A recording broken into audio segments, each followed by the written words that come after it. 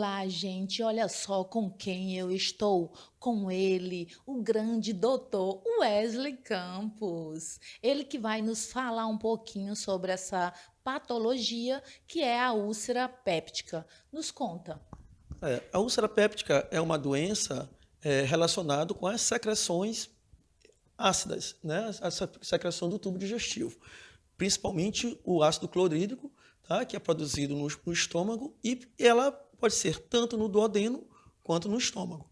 O duodeno é intestino, que é chamado de duodenal, e quando é no estômago é chamado de úlcera gástrica.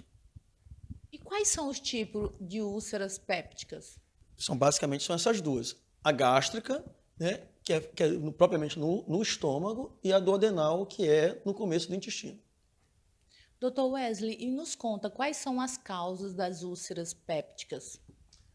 Joana, a úlcera péptica é uma doença multifatorial, no qual estão envolvidos fatores genéticos, fatores ambientais, né, e que leva a gente a ressaltar o uso de substâncias agressoras, como a aspirina, o AS, e anti-inflamatórios. Há a possibilidade também de outros fatores ambientais, como o fumo e o excesso de bebida alcoólica. Tá? São fatores relevantes na úlcera. E existe um fator hoje que é a grande vedete da gastroenterologia, que é a bactéria Helicobacter pylori, que está envolvida diretamente nas úlceras pépticas, tanto gástrica quanto duodenal. Doutor Wesley, nos conta qual a relação da bactéria com o H. pylori. Antigamente, os fatores ambientais, principalmente dietéticos, eram implicados na úlcera. E existia um aforismo em medicina que dizia que sem ácido não há úlcera. Hoje em dia, há um aforismo preponderante que diz sem Helicobacter pylori não há úlcera. Então, na gênese da úlcera, a bactéria está intimamente relacionada pela produção de gastrite, pela produção de duodenite e, consequentemente, na formação das úlceras, tanto duodenal quanto gástrica. E quais são as complicações das úlceras? Essa úlcera, quando não tratada adequadamente, ela pode desenvolver complicações importantes com risco de vida. As principais são a hemorragia e a perfuração. A hemorragia, que ela é exteriorizada através de vômitos de cor escura, tipo preto, tipo borra de café, ou com fezes enegrecidas, fezes tipo alcatrão. Ou também, às vezes, até sangue vermelho vivo.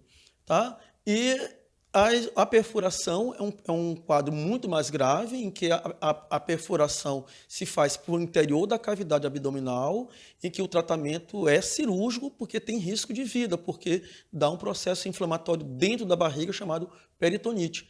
E como fazer para evitar, A gente teria, assim, se você tiver o entendimento que a doença é multifatorial, fatores genéticos não podem ser alterados. Agora, fatores ambientais, sim. Então, seria ter uma dieta saudável, sem irritantes gástricos, você evitar o fumo e você evitar o excesso de bebida alcoólica.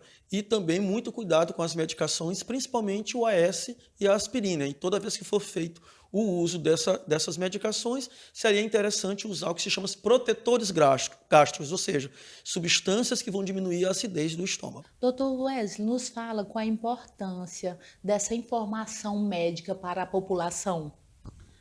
Hoje em dia, como a população, de uma maneira em geral, tem muito acesso à informação, principalmente no que tange à informática, tá? E nós temos, inclusive, corre no meio médico a piada de que existe um doutor paralelo que está na casa de todo mundo, chama-se doutor Google, que dá informação muito, mas a gente precisa ter uma informação decente, de boa qualidade, principalmente dos profissionais médicos, porque a informação tida, né, do site, da internet, ela muitas das vezes ela é muito abrangente e a população, por desconhecer determinado tipo de patologias, acaba por não filtrar aquilo que é importante e acaba tendo medos desnecessários, fobias que acabam piorando a intenção do paciente, que é de se melhorar, se curar. Muito bem, muito obrigada pela sua entrevista e continue assim, dando essas informações, porque tem muita gente que não sabe o que fazer, né?